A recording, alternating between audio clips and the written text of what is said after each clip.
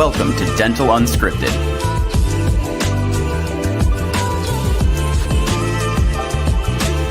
Where Mike Dinzio and Paula Quinn break down the practice ownership journey, one episode at a time. Starting up, buying, and running a successful dental practice.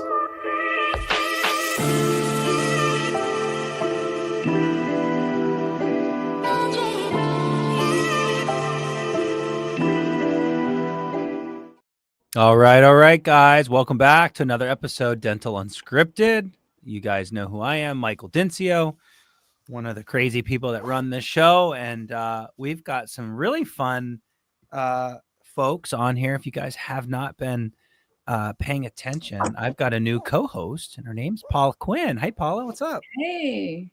So Paula helps me run. And what's that? So I'm just knocking things over. Oh boy, she's out of control again, folks. I don't know. But no, Paula Quinn is on, and now we are tandem this program and tandem here and having fun doing it. And then we also have Michael Clark, who is one of our newest coaches on the team. Michael Clark, an executive coach based out of Seattle, Washington. Hey, Michael, what's going on, brother? How you doing, Michael? I'm doing well. Hi, Paula. Hi. We had Michael join us today because of his unique background, but today is kind of all things kind of patient finance, patient acceptance, trying to get the most out of every opportunity that comes through the practice. And the last time I had an episode on this topic was in 2020. I looked it up, and it was with Care Credit, Michael Clark's former employee, hence why he's on the show today. Employer, sorry. And yeah, it was a good conversation. I thought we should bring it back up. And but before we do, a little housekeeping. So if you guys are paying attention, Dental Unscripted is a new brand, a new program for us. We're trying to get everybody consolidated to this. If you follow us on Startup Unscripted and you're listening to Startup Unscripted, guys, this channel is gonna not be long. It's gonna be a no more soon. So please get over to Dental Unscripted and subscribe to that one, because we're still going to have startup topics for you on Dental Unscripted. Same with Acquisition Unscripted. Same thing. If you're listening on that channel, get over to Dental Unscripted. It's just simply Dental Unscripted. It's navy blue, turquoise with a big tooth. So that's that. And then, as you guys can see behind me, if you're hanging out on YouTube and participating online through all of our socials, you will see behind me, I've got all this gear behind me. And today we are proudly sponsoring or being sponsored by Candid Pro. So before we get started, I just wanted to give you a quick shout out on that announcement. If you guys aren't aware, Candid Pro is a clear aligner system built for general dentists. That's what I said. General dentist. And it's kind of a cool program. We actually had an episode like 2 or 3 episodes back, so you should definitely check that one out. But they've designed this program specifically for general dentists, and you'll understand why once you watch that episode. But their whole thing is about driving predictable outcomes with more work efficiency, so more efficient process around that. And ultimately that's supposed to drive more profit. So, and it does, I think it does. And so if you check out the link below in the description and all that good stuff, you'll see a link, and they're giving you guys a really incredible deal just by listening to the program. So click on that link, get a demo, figure it out. I think you'll like it. And yeah, we'll go from there. So let's jump right into it. Paula and Michael, all things patient financing, getting patients to say yes to treatment. This is a simple question, Michael. I'm gonna tee it up to you, my friend. Why even have patient financing? Why is that a thing? Why should it be a thing? Why do I always see it on the counter, but yet nobody uses it? It has a bunch of dust all over it. But why? Why use patient financing? What's your take? You're not wrong, Michael. Years ago, when I had my own consulting business in Phoenix, one of the things that I ran into all the time was the fact that almost every office had a massive unscheduled treatment list, just massive. So if they were producing $1 million and collecting $1 million, They had 1.2 to 1.5 million in outstanding treatment. So what's happening is by not giving the patient options that work for them, Mhm. patients are just opting to say no, or I'll schedule later. Yeah. Right. And unfortunately too, what a lot of doctors don't consider is that the treatments they're saying no to are typically the more expensive treatments. Yeah. So What's bigger treatment plans? well, What do you think a big quote unquote? God, let's well, to the average patient, right? What's big? what's big? Well, big is subjective, right? To one patient, big might be having to do a crown instead of a 3-surface filling, right? Mhm. It might be Mhm. a dental implant. It might be like a clear aligner case. In some, doctors are starting to do all in 4 cases. Those can be what, 25, 30 grand an arch. Mhm. So big is relative. Right. Right.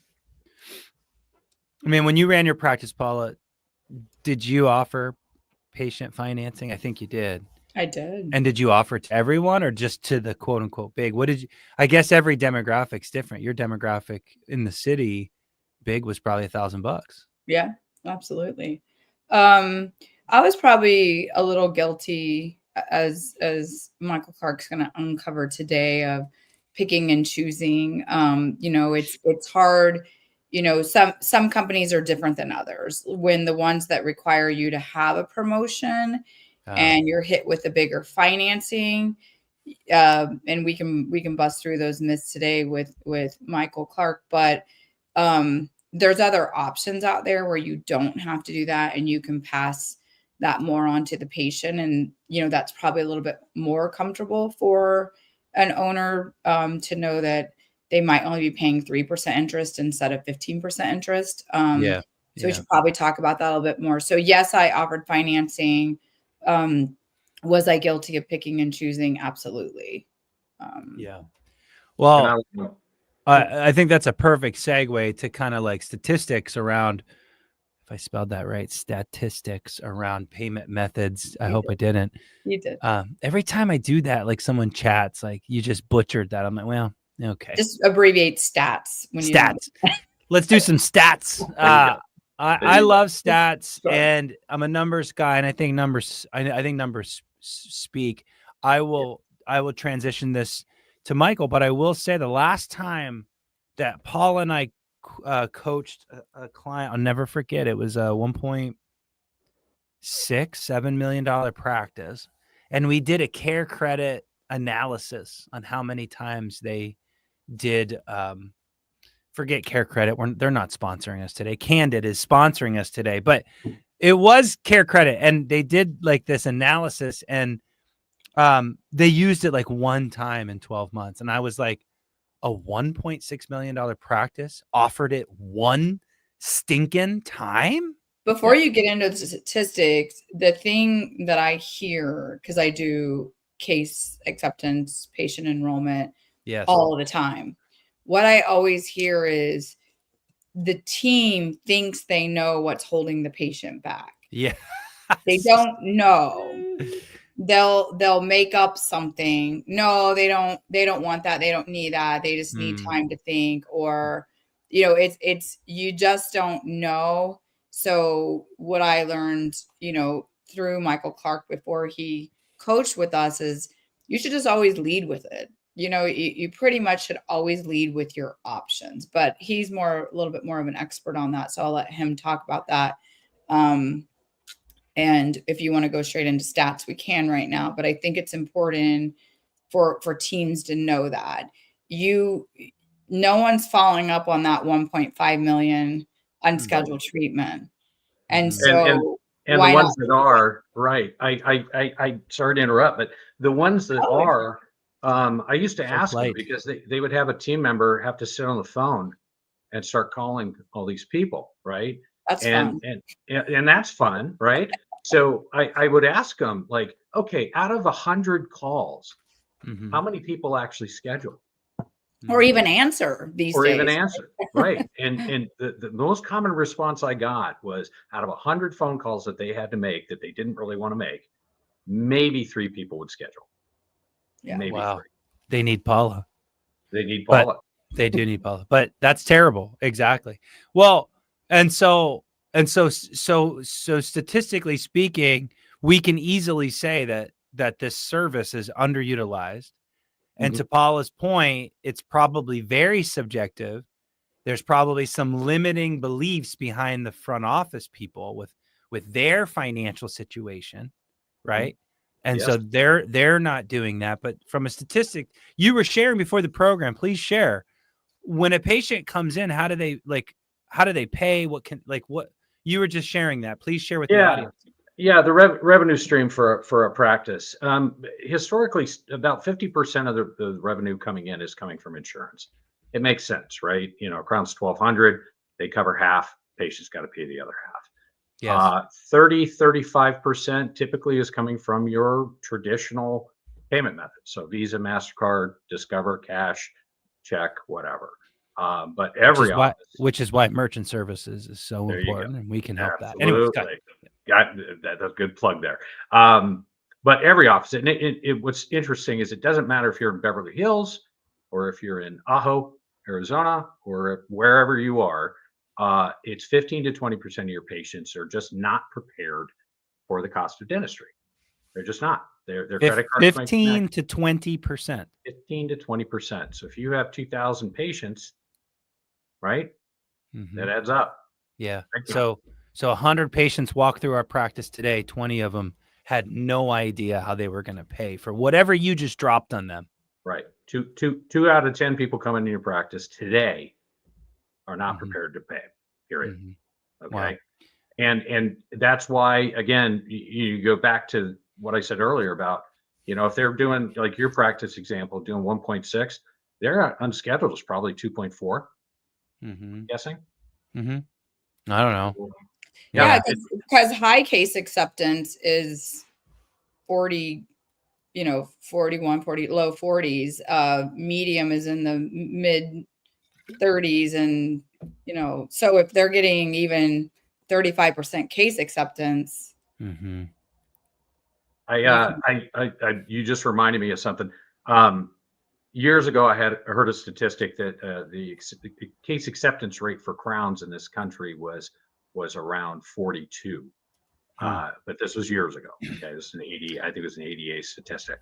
I was working with a large DSO client a couple of years ago and speaking with their CFO, and we got to talking about this. And I said, just out of curiosity, what is, because he's a numbers guy, I'm like, what is the case acceptance rate for your group?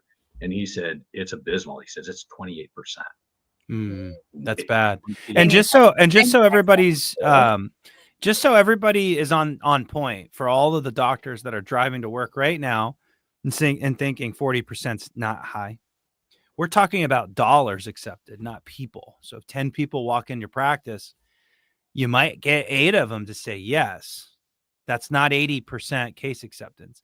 If those 10 people each had $1,000 case, then what we're talking about is dollars accepted. So the 8 people may have said yes, but only 4,000 of the 10,000 was accepted. So again, dollars accepted is the actual case acceptance that us consultants talk about. So anybody can get $100 out of someone, but it's a little harder to get 1,000, 2,000, 10,000 out of somebody. So yeah, I think the stat is like if it's the size of a car payment or smaller, they're more likely to say yes today, right? Yeah. So and you're not wrong. It's yes, patients are scheduling, but I'm a patient that needs 2 crowns and 2 fillings, and I'm scheduling the fillings because my insurance will pay for it. I'm not scheduling the crowns yet.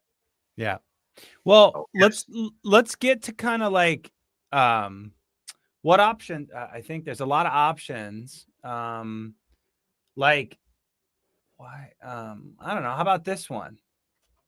Why don't practices take advantage of this? I guess we kind of covered that already, but like, I guess it's the belief. We covered on that. The belief. Why else? And Paula, you own practice. What? Paula, speak to it. Why do you think? Is it all down to the belief, them assuming that they know better, or just talking about money is icky, or what? I think it's just habit too. It's forgetting about it. It's not being fully educated in it, and you don't want to feel stupid. They think it's time consuming, so it's more on their plate to have to help a patient fill out an application, or I don't know. Mike, you went around. What were the objectives, or what did you see? I mean, it was to Mike's earlier point too. It was very common for them to say, "Well, I present it all the time." Yes. I present it all the time. Really? Do you? How do you present it? When is it presented? Do you wait until the patient is squirming in the chair because they've got a $5,000 treatment plan in front of them, and the insurance is only going to pay $1,500 of it? When do you bring it up? So I think really there's a lot of reasons why they don't take advantage. Number one, the staff is not comfortable with talking about money, essentially. Okay. Two, doctors or owners don't necessarily like financing because Paula made the point earlier. In their mind, they're thinking that they're paying 15% interest by offering. Okay. And it's what they're missing out on is it's not interest. It's just a merchant fee. It's no different than your Visa or MasterCards. Okay. Most of these lenders are going to deposit the entire treatment amount minus the merchant fee, and that's it. Okay. So they think that if the merchant fee is 15%, mathematically, they're thinking, well, wait a minute, my profit margin for my practice, my overhead's 75. So I'm only making 25. And if I do financing, now they're going to take 15 of that. And that's not really how it works. Not really how it works at all. Another reason too, especially like when you have like a legacy office manager that's been with the doc forever. I like how he said that, legacy office manager. Legacy office manager, AKA Greta. Greta. No offense to any Gretas out there. I know. Yeah, my grandma was a Greta. So Ethel. No, Ethel. I was gonna say Ethel. Wait, her name's Greta or Ethel? You don't know? It's Ethel. Man, I didn't mess that up. I always talk to my clients about the Ethel Greta. Well, you did mess it up when you said Lisa. My grandma's name. Okay. I just hope you don't get hate mail from all the Ethels and Gretas. I know they're not listening to the program. But if you're an Ethel dentist, I'm sorry. Back to the legacy office manager. They've known the doctor for so long and they've been in the practice for so long that they don't offer it because they think they're saving the doctor money. Yes. Not offering it. And what do they usually offer instead, Michael Clark? Do you know? Well, I know where she's going with this. A lot of times they will offer an in-house payment option. There you go. Right? Because number one, they don't have to worry about a rejection, the patient not getting approved. Number two, they can at least get the patient on the schedule, right? And the patient only maybe has to pay a couple of $100 down, and they think that, we'll just collect it over the next 2 or 3 months. What they don't understand is that statistically, if that outstanding balance goes on any longer than 120 days, the probability of actually collecting it drops to near zero. Near zero. Well, I like that you said that. I mean, sorry. Go ahead, Michael. No, I was just saying, of course, dentists and business owners think that they'll be better banks than the bankers and other people offering payment plans is in every consultant's vocabulary coaching tool bag. We all say, do not do it. Why? Because of what you just said, it doesn't get collected. And then there's the management of staying on top of it and tracking it and getting Greta to follow up with those payments. And it's a bad idea. It's just a bad idea. Is that where you were going with that, Paula? I interrupted you. Yeah, no. That was it. It's the managerial fee of the front office now tracking this payment down. It's the risk of not getting the payment. And I say to my team members, how about we forfeit your payroll for 120 days till I get that money collected for, to pay you with that if you're going to make those kind of decisions. All the time, doctors are doing in-house payment plans, and It makes the this is way off the subject, but on the subject. I say this every day. We're the only industry that allows somebody to take a product home and not pay in full or finance. Why Right. not finance? They finance their cell phone. They finance a mattress. They finance everything. I showed you that thing the other day, Michael, that I did with the hygienist. 1.2 to 2 bill or 1.5 to $2 billion every day on plastic surgery, just like a nose job alone. It's like a $30 billion industry, and people have no problems financing it. But Absolutely. heaven forbid the gateway to their body, they just like go to hell in a handbasket. Well, Right. I mean, the statistics are that the average adult has less than $2,000 in their savings account right now. Like that statistic has gotten worse and worse and worse over the years. Yeah. And so payments matter. So not all three of the panelists today aren't disagreeing that payments matter. That's what gets people to say yes. That's the way the millennials and zennials and so on and so forth. That's the way they think. Even the older folks, my mom, she's on a fixed income. She's got her money coming every month. She wants a payment plan. Payment plans matter. It's what gets people to the finish line, but doing it in-house, not the way to go. Right. So Michael Clark, why do they matter? Two points there. 2 points. And I'm going to give a shout out to the wonderful The world. one of the dental speakers that I used to follow. She actually started off as an office manager with her husband, and then started looking at the business of dentistry, discovered some really interesting stuff, eventually wrote a book, and then she became a consultant, and now she is a traveling famous speaker. And I'm speaking, of course, about the lovely Kathy Jameson.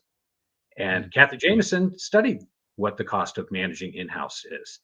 And her conclusion after reviewing multiple practices was that it's 42 cents on the dollar is what it costs to manage with the postage, the staff time. It's 42 cents on the dollar. So to your point about why do payments matter, I'm going to tell you a brief story real quick. So one of my former colleagues, Story time. One of my former colleagues was looking to do Invisalign because she was an ortho relapse case. She had some shifting. She wanted to, make her teeth pretty again. And so she knew that she was probably going to be an express case. So it wasn't going to cost her maybe as much, right? This was before Candid, of course. Let's say a clear liner company of the other. Candid would have been more affordable. Yeah, correct. Candid would have been way more affordable, and she wouldn't have even needed payment plans. But go ahead. Sorry, Michael. Go Absolutely. So she reached out to her dentist first, obviously, and asked him. She said, "Hey, if I'm, what do you charge for an express case?" And they told her it'll be about $3,600. And so she said, "Okay, I'll think about it." And she went home and thought about it, and then thought, well, maybe I'll get a second opinion. Yeah. So she called another office that wasn't too far away and said, "Hey, I've already been checked. I know I'm an express case. What does that run if I do it through you?" And they told her, "Oh, we've got some great payment options. In fact, we can start treatment on you with no money down and payments as low as, whatever it was, $150, right?" Done. Who did she book with? Of course. She booked the payment option.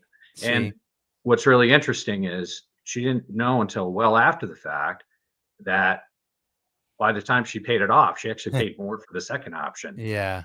Of course. So the office technically collected more revenue as well. So the moral of the story is ABCs. Always be selling.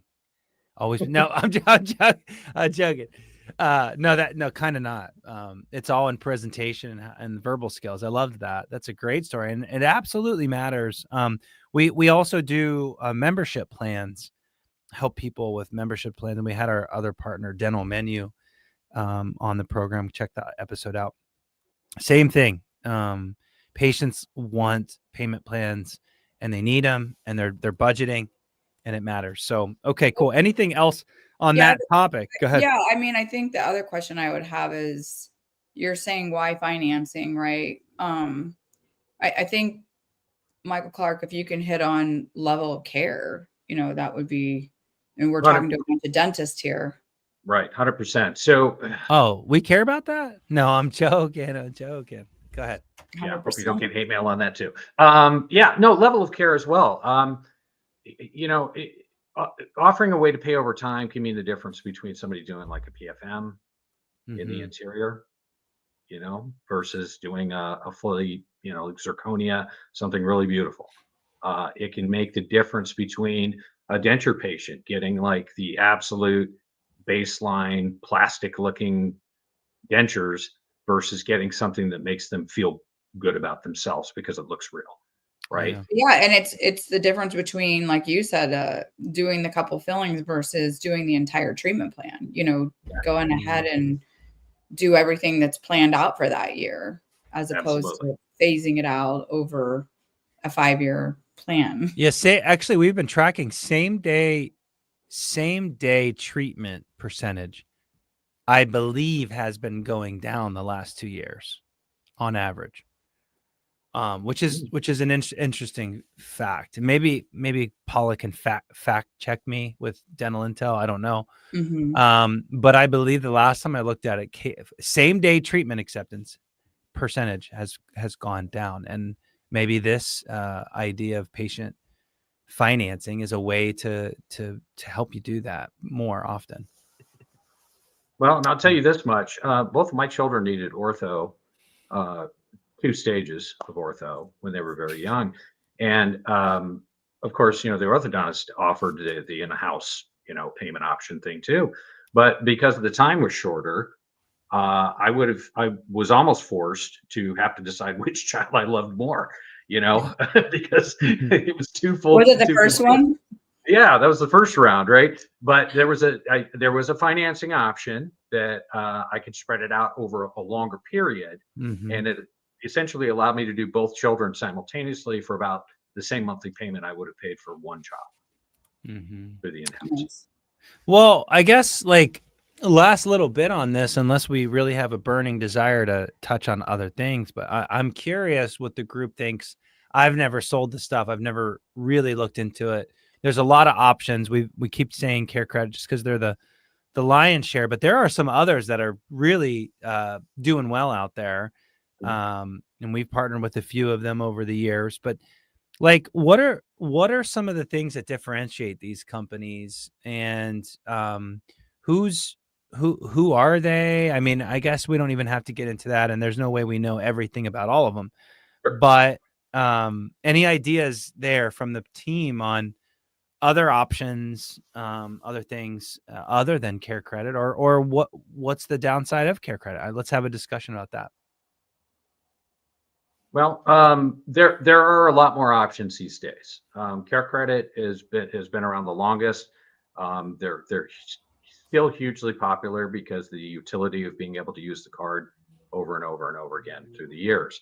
The challenges might be because it's a revolving line of credit, the underwriting standards are going to be a little bit tighter than if it was an installment loan, for example. And so what you're seeing right now is a big surge in fintech and martech companies basically breaking into dentistry, breaking into healthcare, and trying to provide lending solutions for the patients that are more palatable. So, for example, like a true no interest product where there is no interest for the first 6 months, 12 months, or 2 years. And then if the patient doesn't pay it off, instead of being hit with the retroactive interest of, say, a deferred interest plan, the patient would only pay interest on the remaining balance to the end of the loan. Okay, so that's more popular for some people. But yeah, it's just there's a lot out there. There's a lot popping up all the time. Just comes down to what are the fees, what's the approval rate, and what's the conversion rate? Are the products that are being offered palatable enough to patients that they want to say yes today? Right. Well, Paula's always talked about in offices, teeing you up here, Paula, a little bit, so get ready, on delivering treatment 100% with that option on the treatment plan There's no subjectiveness. There's no limiting belief. Have you seen that before? Or is that what you suggest, Paula, when you're delivering treatment plan, is like you've got all these options and one of those right there on 100% of the treatments is right there? Have you seen that? Not sure what I understand what you're asking. Well, just delivering it to the patient, and just having that as an option 100% of the time on the Oh yeah, treatment plan. I think that every time you deliver a treatment plan, you've got to have multiple options. And I think it's, cash, maybe a cash discount, credit card, or third-party financing. I think you let the patient decide. I think that if you provide it all, I always say patients are 50% less likely to schedule treatment once they've left the practice. Somebody's got to hunt them down. Somebody's got to get that emotion back in them of just finding out they have a mouthful of decay or periodontal disease. It's hard to get that back after they've left and had bought a new cell phone, needed new tires, whatever it is. So if whatever we need to do to enroll that patient that day into scheduling treatment is the best option, or else you've just paid your team countless hours to hunt somebody down. You're less likely to even get them to schedule. Probably not. Even if they schedule, it's probably not going to be committed. So we kind of have to get them while the emotions are raw. And the best way to do that is give them all the options and let them choose. It's, again, you asked and Michael Clark kind of answered, why Care Credit above anyone else? It's a household name. They work in vet, eye, cosmetics.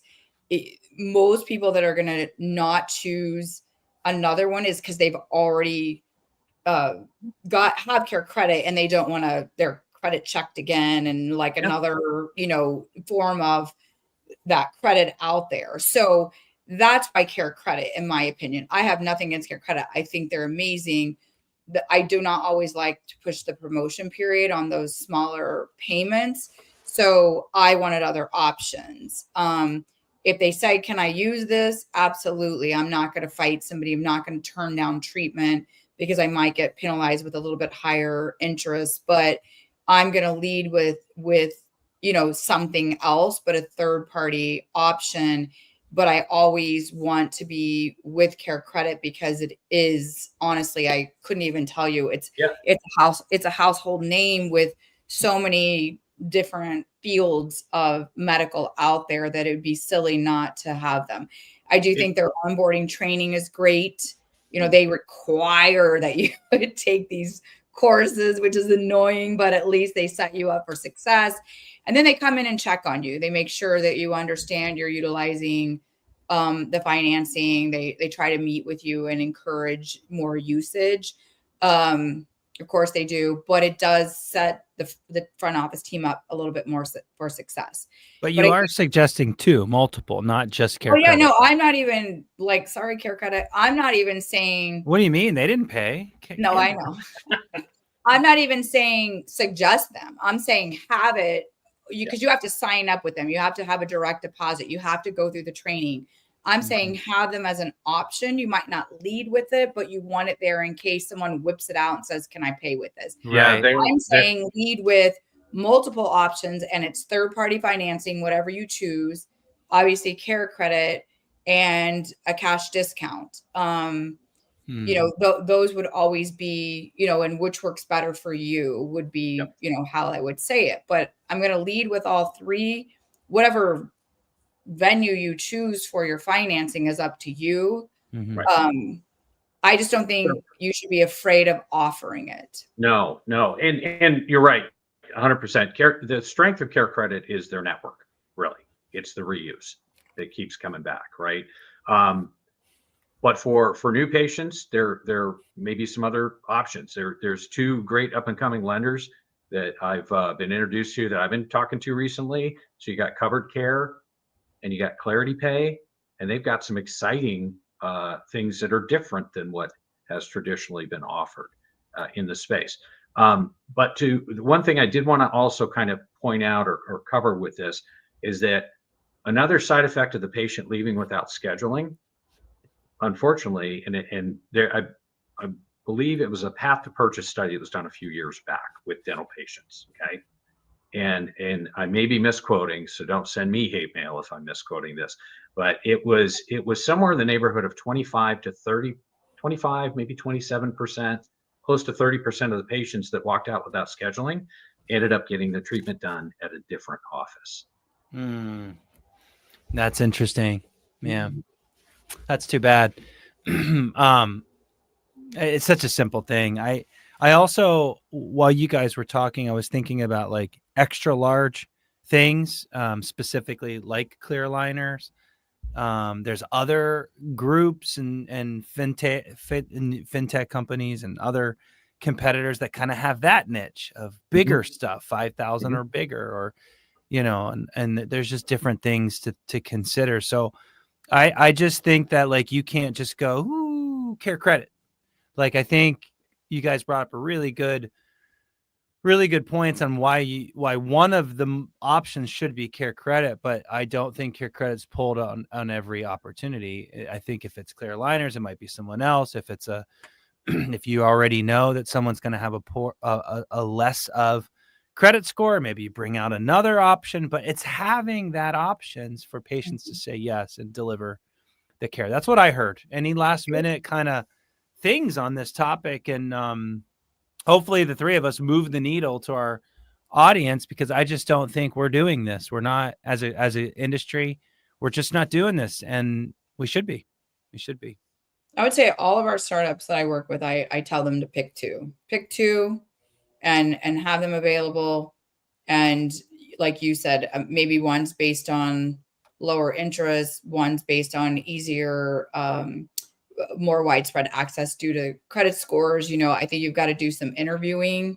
There's so many out there. I can't be super knowledgeable on all of them anymore, but I think you've got to interview and sort of pick two different options that will cover a wider range of patients that you feel comfortable with. Because I'd rather if you're not going to use care credit, don't go with them. Although I think it's a miss because, like I said, it's a household name having it there. But I think you've got to be comfortable because you want your team to lead with that as well. It's got to be something that you can, be comfortable offering, because you're having a big miss. Like Michael Clark said earlier, that, if you're 1.2, 1.5, whatever, you probably have two and over millions of dollars of unscheduled treatment. And unfortunately, you can't tell me those, if we did it right the first time, that we couldn't get a larger volume of that coming out there. And to that, go ahead, Mike, real quick. I was just going to say, and don't get something just to get it.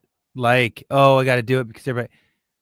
Do your research, understand the service, educate your team, and be a loan broker to your patients. Understand why you would offer this one versus this one. And if your front office needs to know, and maybe you can create an incentive around it, but whatever. I mean, but the tools that you have, like, own it, but don't just get it just to get it. You gotta be a solution maker, not a box checker. Go ahead, Michael. Last comment. No, your comment was so brilliant that I completely done. I just blew your mind. You blew my mind. I mean, yes, go. Go ahead. Go ahead. No, that's it. We're wrapping it up. We don't you forget. No. Oh, no, you go. Oh, no. Oh, you go.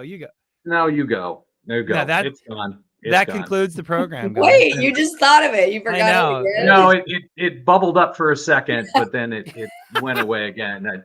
It's that's what happens when you reach this chronologic section of life. So yeah. Well, we should have financed that brilliant idea. Dang it. All right, you two, it's a pleasure, and I hope our audience got out of it just another reminder. Check out Candid. We love them. We think they're great. Check out the description below. Again, 30% off. They have a great starter package. If you want any help on practice management, case acceptance, just helping set up your practice from scratch, like Paula said, even buying a practice, don't just inherit what they all did. Look at all the contracts you have, and utilize, figure out what you're trying to do, and see what works best for you. So, without further ado, Paula, thanks as always. Michael, great guest today and great knowledge. Thank you for everything. All right. Happy to be here. Have a good evening. Yes, you too, guys. Bye-bye. Bye-bye.